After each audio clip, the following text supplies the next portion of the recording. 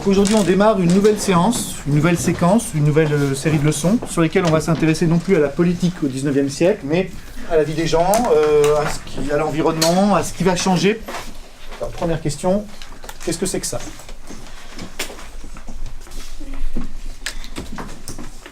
Niroshan. Des trains, Alors, des gares de train. Niroshan nous dit c'est une gare. Qu'est-ce qui vous fait dire que c'est une gare? Alors expliquez-moi. Oui. Parce qu'en fait, comme j'ai un train. Ah non, c'est pas ça. Ariane. Moi aussi c'est une mine parce qu'on voit les tas de charbon qui sont là. Et puis en fait à mon avis l'espèce de train là qu'on voit c'est des camions qui en fait chargent de charbon et qui après descendent. Cassius. Moi ça me fait plutôt penser à soit à une gare ou à une usine. Parce qu'il y a un grand bâtiment avec plusieurs tas de, je sais pas moi, soit du charbon, de la roche, je sais pas. Oui, voilà, c'est une mine. C'est une mine. Voilà, c'est une mine. Voilà, c'est une mine. Alors j'entends c'est une mine parce qu'il y a un ascenseur. Tu vas nous montrer ce qui pour toi est un ascenseur?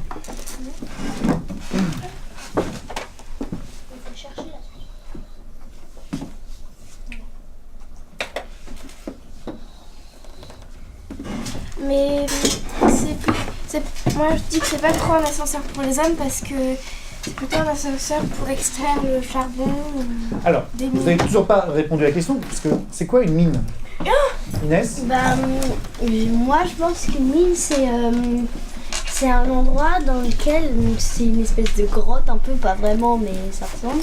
Et à l'intérieur, il y a des pierres qu'on peut récupérer et qui peuvent servir. Et On va se mettre un peu plus grand. Vu que là, on voit que... Alors, est-ce que tu peux venir nous montrer?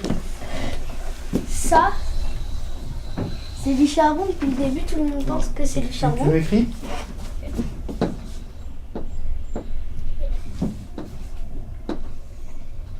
C'est les mineurs qui les récoltent. Donc tu dis que, donc il y a des personnes. Alors, vous me parlez maintenant, il y a des gens. Alors on voit des personnes, qu'est-ce qu'elles font effectivement? Donc tu dis que les gens qui travaillent dans les mines s'appellent des mineurs.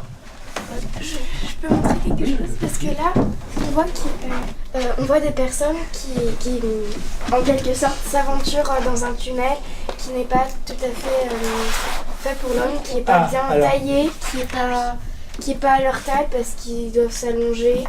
Liam, est-ce que tu as une autre idée ou est-ce que tu es d'accord? Mais là, on voit que j'ai remarqué quelque chose. Vas-y. C'est que... En haut, là... là, et là, il y a une sorte de trou. Comment t'appellerais ça, un genre de trou? Un trou profond qui descend dans le sol? Un puits.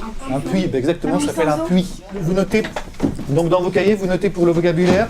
Thibaut, qu'est-ce que tu dois retenir, marquer comme vocabulaire? Puits, veine et Et charbon. alors on va voir deux exemples. De quoi est constitué leur équipement? Salomé, utilisez le crayon magique, tu vas nous montrer.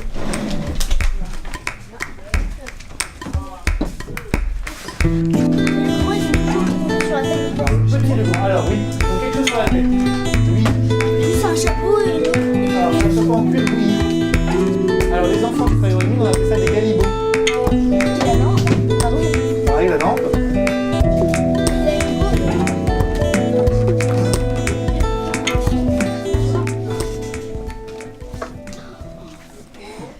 Quels sont ces documents?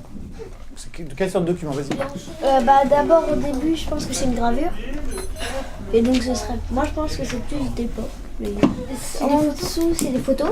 Et les deux documents en dessous sont des photos. D'époque aussi, vu qu'il y a la date. Mais en fait, pour la grande fille, elle n'a pas l'air très souriante. Les deux, oui, c'est comme ça un peu. Est-ce que vous me parlez de la poésie? Donc, je vais la remettre. Où vont tous ces enfants? Où vont tous ces enfants dont pas un seul ne rit? Ces doux êtres pensifs que la fièvre m'écrit, ces filles de 8 ans qu'on voit cheminer seules. Ils s'en vont travailler 15 heures sous les meules. Innocents dans un bagne, anges dans un enfer, ils travaillent. Tout est d'airain, tout est de fer. Jamais on ne s'arrête et jamais on ne joue. Que veut nous dire Graciane Victor Hugo à travers ce poème? Donc il veut attirer l'attention sur le travail des enfants. Et justement, je pense que ça leur rend encore plus sensible parce que je pense que ça finit déjà en point. Donc on a vu, il y a des mines de charbon. Il y a des gens qui vont extraire du charbon. On a vu qu'il y avait des hommes et des enfants, garçons et filles. Mais pourquoi est-ce qu'on fait travailler les enfants? Pourquoi ils peuvent pas aller à l'école? Parce que ses parents, ils n'ont pas assez d'argent pour... Alors ça peut être une hypothèse, les parents n'ont pas assez d'argent et donc ils doivent faire travailler les enfants. Mais aussi peut-être parce qu'ils ont des petites mains et du coup ils peuvent être plus habiles pour prendre le charbon ou avec un tamis ou quelque chose comme ça. Et en fait, je reviens sur ce qu'elle dit Ariane, sur les familles nombreuses, il fallait les nourrir aussi. Et comme on n'était pas très riches, et ben on ne pouvait pas se payer une nounou, une gouvernante pour faire « Allez les enfants, on va prendre le bain maintenant !» Donc Louise insiste sur les salaires, on va essayer d'aller plus loin dans cette direction. On va étudier un texte qui est écrit par un médecin qui s'appelle Louis-René Villermé, une des premières personnes à étudier comment vivaient les familles ouvrières au XIXe siècle. Tableau de l'état physique et moral des ouvriers employés dans les manufactures de coton, de laine et de soie. Un enfant à raison de 11 sous par journée de travail, 165 francs par an. Valentin, la suite s'il te plaît. Voyons maintenant quelles sont les dépenses. Je vous demande de rentrer dedans les dépenses et de voir un peu ce qu'ils gagnent et ce qu'ils dépensent. Je vous laisse compléter ça au crayon de papier, en binôme. Mais il n'y a pas de...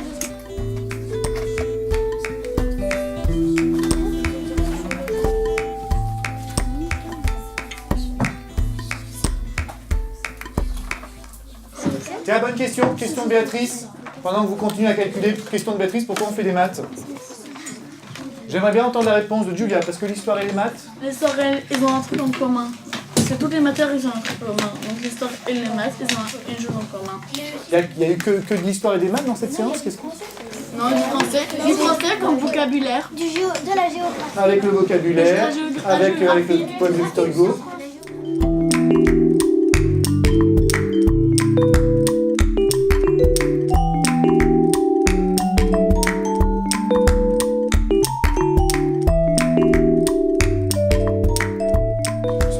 Des centaines de milliers d'ouvriers en France qui vivent dans les années 1840 dans ces conditions.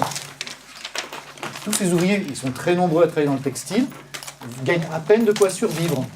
Ils gagnent de quoi vivre dans une pièce, ils sont obligés de faire travailler leurs enfants dès l'âge de 8 ans, ils sont obligés de compter, ils ont vraiment une vie qui tient vraiment de la survie. Qu'est-ce qu'il faudrait pour améliorer ça ?